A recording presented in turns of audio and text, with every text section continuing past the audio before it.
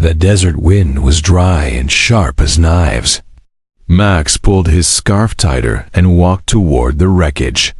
Smoke still rose from the crashed alien ship, black against the orange sky. He wasn't here to help anyone. He was a scavenger. And metal. Sold better than memories, charred wires, bent panels, burnt food packs. The crash had happened only 2 nights ago. No survivors, they said. Max stepped over a broken chair when he heard it. A voice, faint, soft, desperate. Take me. He froze. No one else was supposed to be alive. Take me. I'll serve you. I cook. I clean. I stay silent. Human. Please. Max turned slowly. Under a pile of broken beams and crushed panels, he saw her. She was small. Skin pale violet, glowing faintly under the wreckage. Her white dress was torn, dirty. One leg was twisted oddly. Her hair was tangled, long, and full of ash. But her eyes, they were wide, bright, and terrified. Max dropped his bag and rushed to her. You're alive. Don't move. I'll get you out. No, don't pull. Please. She whimpered, voice shaking. I'll be good. I promise. I won't talk unless told. I was made to serve, but they didn't want me. I failed the tests. Max's hands paused. Made to serve? He lifted the heavy beam slowly. Her leg was bleeding, but not red. A strange blue liquid oozed from her cuts. What's your name? He asked gently. She looked at him, confused. I don't have one. They called me Model 38B. Max frowned. That's not a name. Do you want to live? She hesitated, then nodded fast. Then come with me. He carried her out of the wreck and back to his rover. She weighed almost nothing. Her bones felt hollow, her skin cold down as they drove back to his shelter. She sat silent, eyes lowered. You're safe now, Max said. No, I must earn safety. I'll cook. I'll clean. I will not speak unless asked. Please don't throw me out. Max stared at her. She didn't understand. She thought he was her owner now. I'm not your master, he said. She didn't reply, just folded her hands in her lap and whispered, Yes, master. The next morning, Max found her. In the kitchen, she had cleaned the whole place, floors, shelves, even the windows. Somehow, she'd found ingredients and cooked him food. It didn't taste good, but it was warm. She sat on the floor beside the sink, quietly waiting. Max sighed. You don't have to do this. She nodded. But she didn't stop when Max left. For the scrapyard, she was scrubbing the walls. When he came back, she had organized every tool in the workshop. When he tried to talk, she only bowed her head. At night, he gave her the bed. She refused and slept near the door like a guard. Max couldn't sleep. Who was this girl? What had they done to her? Why was she abandoned in a ship full of the dead? And why did her blood glow? He didn't know it yet. But she wasn't just a servant, and someone was looking for her. Someone dangerous. Max woke up in the middle of the night. There was no sound outside. The desert wind had stopped, but something felt wrong. He got up slowly, grabbing the small flashlight from his shelf. As he stepped into the hallway, he saw a soft glow coming from the kitchen. He walked quietly. What he saw made him stop cold. Lurade. Alien Girl was on her knees, scrubbing the floor with both hands, not with tools, not with a cloth. Just her bare hands, red and scratched, moving back and forth over the tiles. The bucket beside her was full of dirty water that shimmered slightly. Like it held stars, Lyra. Max whispered. She froze. Her hands stopped. Her shoulders trembled. I'm sorry, she said quickly. I didn't finish before sunrise. I failed again. Stop, Max said, walking toward her. Why are your hands bleeding? Why didn't you use gloves? I wasn't told to, she whispered. Max knelt beside her and gently took her hands. Her skin was cracked, soft blue liquid oozing from deep scratches. He took a clean cloth and wrapped her fingers. You don't need to do this. I do, she said, eyes full of fear. If I stop being useful, they will come again. They will recycle me. They said I was trash. Who are they? She didn't answer. Max helped her up and brought her to the couch. He made her sit, wrapped a warm blanket around her, and gave her hot water to drink. She held the cup like it was something rare, something she didn't deserve. I want to understand, Max said. Who built you? Lyra stared into the cup. The Valerians. They make servant girls, thousands of us. Perfect, obedient, silent. And you? I asked questions. I cried once. They said I was broken. Max frowned. She wasn't a robot. She bled. She breathed. She felt. Are you a machine? She shook her head. No, we're grown, in labs like crops. My batch failed. Max sat beside her. You're not broken. You're just real. In the next few days, Lyra began to change, but only a little. She still cleaned everything. But now, Max caught her humming softly while sweeping. She still cooked meals, though they were strange combinations, salt with fruit, sweet with meat. She had never tasted real food before. And sometimes, when she thought Max wasn't looking, she smiled at small things, a moth on the window, the smell of steam, the warmth of a sunbeam, but she never talked about her past.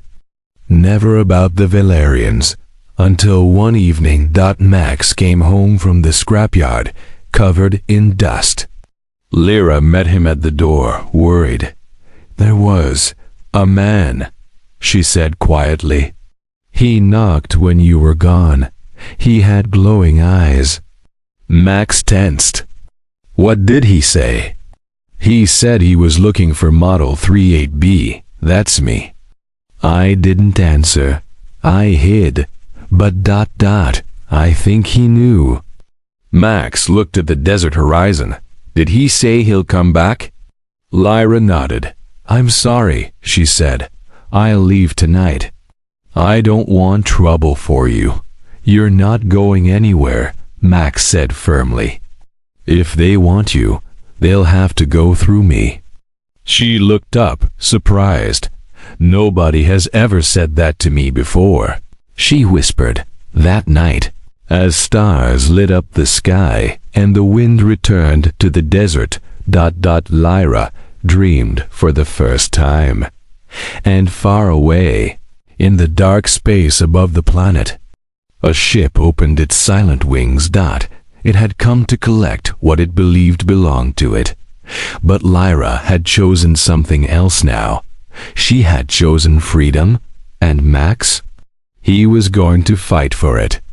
The sound came just before dawn, a soft humming, like metal, vibrating in the air. Max was already awake. He hadn't slept much since Lyra told him about the glowing-eyed stranger. He stepped outside. The wind had stopped again, The sand was still. Then he saw him. A tall man stood near the edge of Max's land. Long black coat, pale face, and yes, glowing. Golden eyes, like suns trapped behind glass. The man didn't move, didn't blink. Max reached for his blaster. He didn't point it yet, but his hand didn't leave the grip. "What do you want?" Max called out. The man smiled. It was a cold smile, empty. "I'm here for the property," he said, voice smooth like oil. "A lost unit, Model 38B. She belongs to us." "She doesn't belong to anyone." The man tilted his head. "You've been playing house with a failed creation scavenger. That's cute." Max felt anger rising. "She's not a machine. She's a person. She's a product," the man said. "One that escaped destruction. She is illegal now. I'm here to take her in. Or burn the whole place down trying." The threat hung in the air like poison. "You step 1 foot closer, I'll bury you right here," Max warned. The man's smile widened. Then he vanished. Not walked, not ran. Vanished like smoke sucked into the wind. Max ran back inside. Lyra was already waiting, standing near the door. Her skin had lost all color. "He came," she whispered. "I saw. I told you. He's not alive. He's something else. A collector. What is he?" "A Valerian proxy. They're part machine, part energy. No heart, no soul. Only rules and missions. And I'm the last from my batch. I think they want to erase all records." Max paced the room. "Then we don't wait. We fight back." "No," she said, voice shaking. "You can't. They'll kill you." "They always win." "Not this time." Max said. Max set up traps around the shelter, old defense drones, shock mines, hidden turrets he'd pulled from scrap heaps. He gave Lyra a communicator, taught her how to use it, and told her where the safe tunnels were if things went wrong. But Lyra wasn't thinking about escape. She was thinking about memories, soft ones, of how Max had given her a name, a blanket, a place to belong, and sharp ones of silver tables, burning lights, and voices that said she was defective. Now they were coming to destroy her, but for the first time. She didn't want to run. That night, as the stars rose high, the sand around the shelter moved. Not wind. Footsteps. Dozens of them. Max grabbed his blaster. "They're here." Lyra stood beside him, hands trembling. "I can distract them," she whispered. "They want me, not you." "No way," Max said. "If they want you, they'll have to tear this place apart." Suddenly, the front door exploded inward, and in walked the glowing man, untouched by the blast. Behind him, 2 silver drones hovered, scanning the room. "Hello again," the man said. "Let's not make this messy." Max didn't wait. He fired. The first shot hit the man's chest, but it passed through him, like he was made of light and shadow. The drones moved fast, lasers flashing. Max rolled behind the couch, firing blindly. Lyra screamed, but then something strange happened. Her hands began to glow, a faint blue light rising from her skin, pulsing like a heartbeat. And the drones paused. Confused. Double quotes. "Lyra?" Max called out, but she didn't answer. She stepped forward, eyes glowing now too, like she had unlocked something hidden deep inside. The glowing man froze. "That's not possible," he said. "You made me to obey," Lyra said calmly, "but You forgot broken things learn to survive. And then the floor shook. Something inside her had awakened, and it wasn't going to be silent anymore. The glowing man took a step back. For the first time, he looked unsure. Lyra was glowing. Not just her hands, but her entire body. Light rippled across her skin like waves on water. Her eyes, once soft and scared, now burned like stars. The blue glow was not just light. It was energy. Deactivate now, the man ordered, his voice sharp. You were never given access to internal power. You're a servant, a tool. I was, Lyra whispered, but Max gave me a name, and with a name, I woke up. She lifted her hand. The air cracked. The silver drones hovering beside the proxy fizzed, twitched, and exploded into pieces. No weapons, just a pulse from her hand. Max stared, frozen. Lyra, what are you? She turned to him, eyes still glowing. I don't know, but I think they lied to me. The proxy growled, his glowing eyes flashing. You don't understand what you've done. That energy wasn't meant for you. You'll burn everything, including yourself. I'd rather burn than go back in a cage. With a scream of rage, the proxy lunged forward. Max raised his blaster, but Lyra moved faster, too fast. One blink, and she was between Max and the proxy. Her palm hit the proxy's chest. A shockwave burst outward. The walls of the house trembled. Windows shattered. Max was thrown backward into the wall. When the dust cleared, the proxy lay on the floor, gasping. His coat torn, one eye flickering. I'll send others, he hissed. Stronger than me. You can't stop us all. Lyra bent down close. Then I'll make them see what I am. What you made me. And what he made me become. She stood. The proxy vanished into smoke, escaping through the cracks like a dying shadow. Silence returned. Max got up slowly, groaning. Well, remind me not to get on your bad side. Lyra turned toward him. Her glow was fading, her body shaking.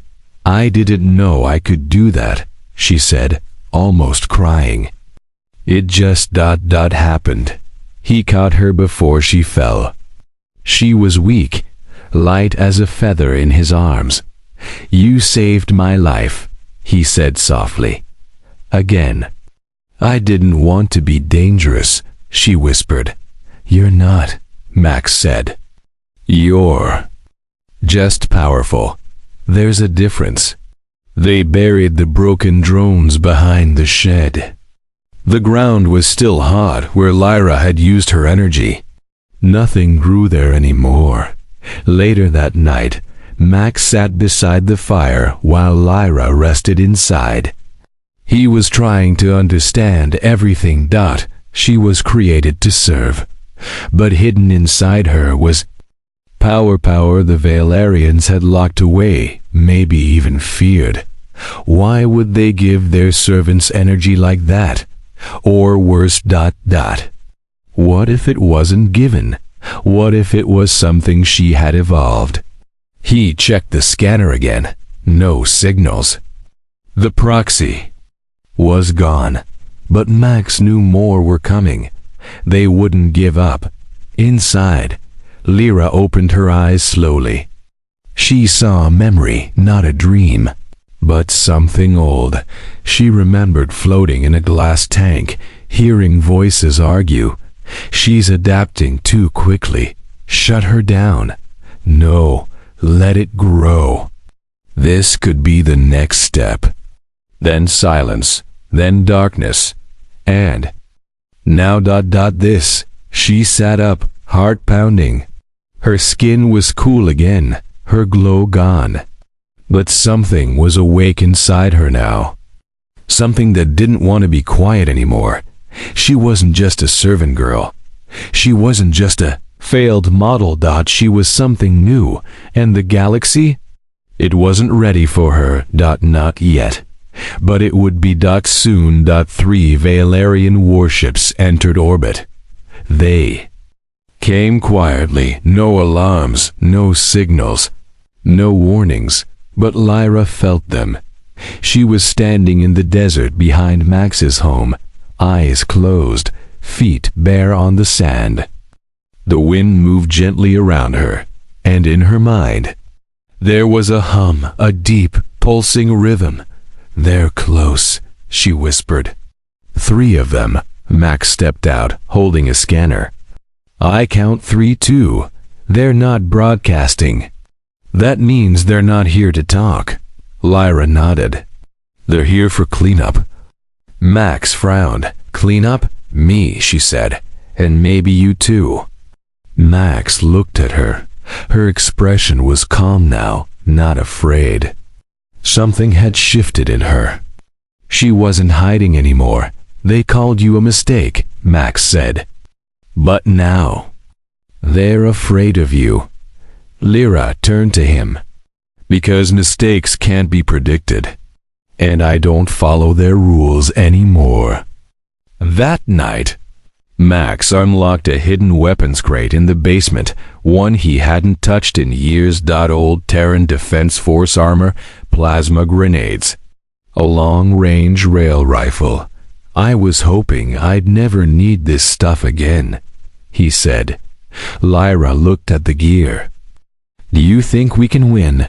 "I don't know," Max said. "But I won't let them take you. Not after everything." She nodded. But inside her, the strange energy was growing again. It called to her like a storm under her skin. And this time, she didn't push it down. The ships landed far from town, hiding in the canyon. Silent drones were deployed. Silver and sleek, they flew low to the ground, invisible to most scans.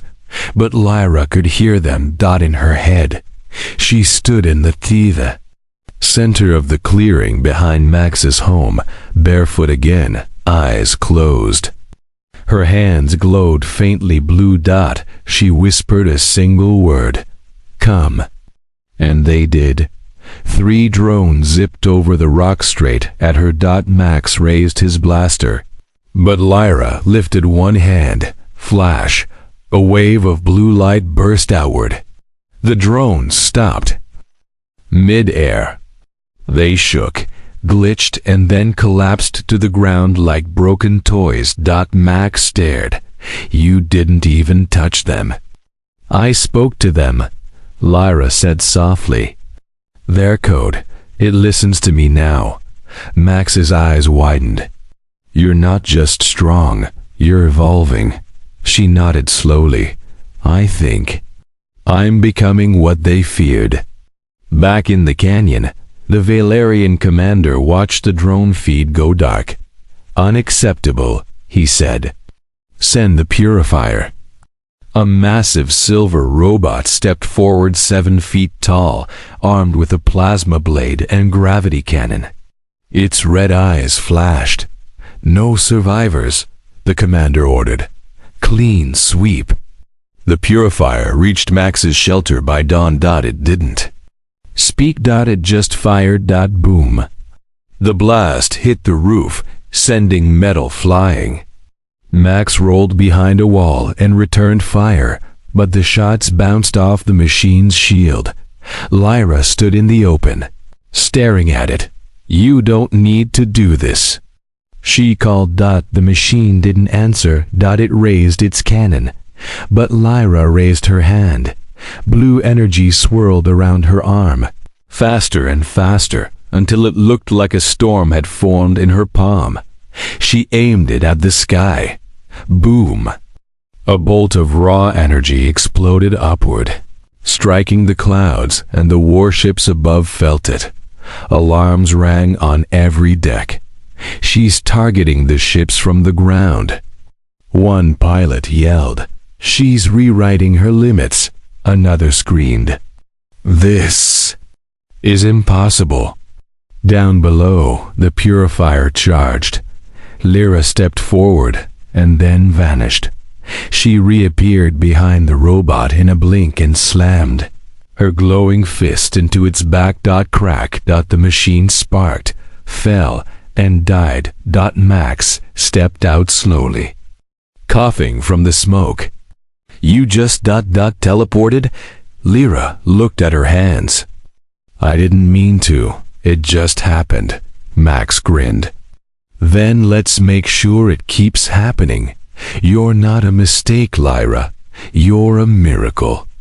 And above, the warships started retreating because what they saw from orbit wasn't a servant. It was a weapon they couldn't control, and she was just getting started. The sky turned red. Max looked up and cursed under his breath. All three ships, they're aiming everything at us. The Valerian warfleet had stopped hiding. From orbit, they hovered like giants made of steel and hatred. Their cannons glowed. Their scanners locked on. And at the center of it all, Lyra stood barefoot in the sand, her glowing eyes fixed on the sky, her hair whipping in the rising wind. Max ran to her. They'll destroy the whole valley. We have to run. No, she said quietly. If we run, they'll just follow. They won't stop until I mash. Max clenched his fists. Then let's fight together. Lyra looked at him. Her face softened. You gave me a name, Max. You gave me freedom. Now I'll give you time. What does that mean? He asked, but she was already walking away, toward the sky, toward fire, high above, inside the command center of the lead ship. The Valerian officers panicked. She just took down our purifier model. She's not following any code. She shouldn't even be alive. The commander slammed his fist into the console.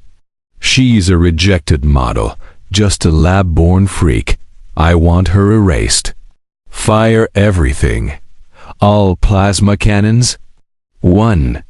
Officer asked. All of them, the commander growled. Burn the ground. The clouds opened. Flames rained down. Red-hot plasma bolts tore through the sky, lighting up the desert. Max dove into a shelter as shockwaves shook the earth. Explosions shattered the rocks. A firestorm rose from the sand, but in the center of it all, Lyra stood still. She lifted both arms. And from her body, a shield of pure energy bloomed out. In all directions, blue, crackling, alive. The plasma fire hit it and stopped, frozen in midair. Then shattered like glass. Max watched in disbelief. She's stopping orbital weapons. With her hands? No, with her will. Up on the warships, panic turned to fear. She's redirecting our weapons. Look. The shattered plasma began spinning, circling her like satellites, made of fire and lightning. Lyra whispered something no one could hear, and the fire listened. She raised a finger to the sky and sent it all back. Boom. One warship exploded in the air, breaking in half, falling like a dying beast. The second tried to escape. Lyra waved her hand. Its engines burst. Flames swallowed it whole. The third ship turned sharply and retreated, sending out emergency signals.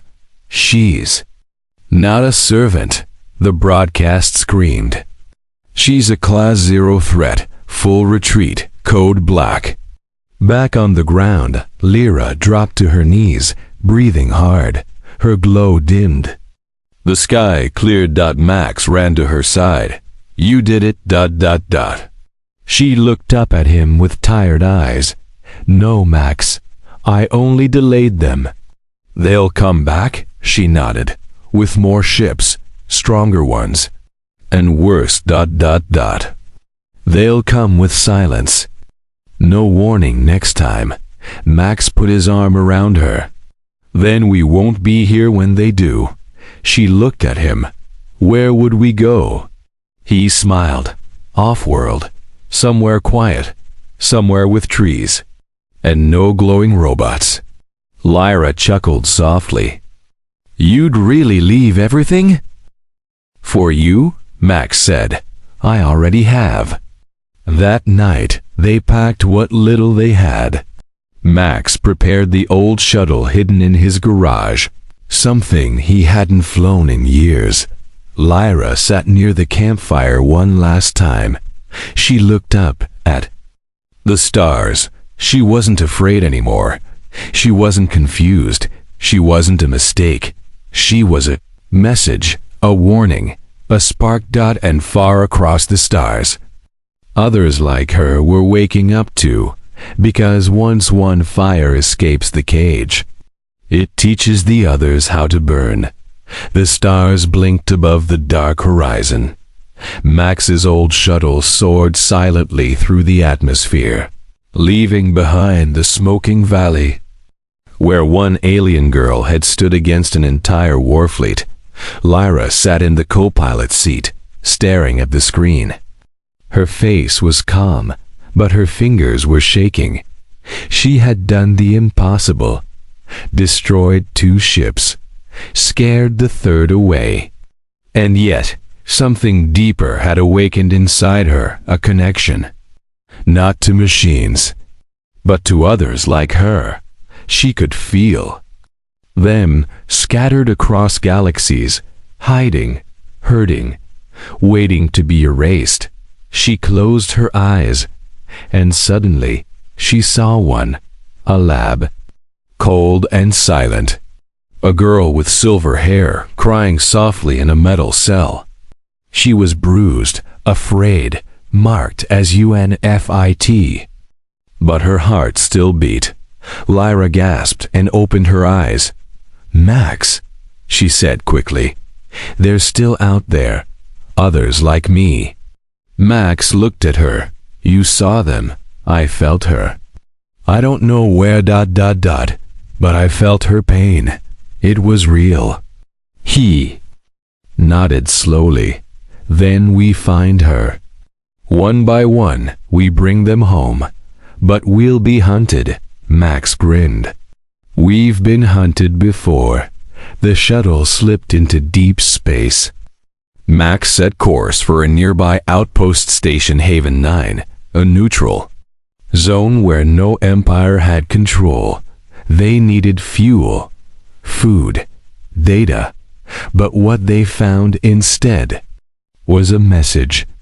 Cracked and distorted, the old terminal buzzed to life as Lyra walked by. The screen flickered, then her own face appeared.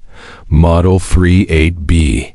You are not alone, the message said.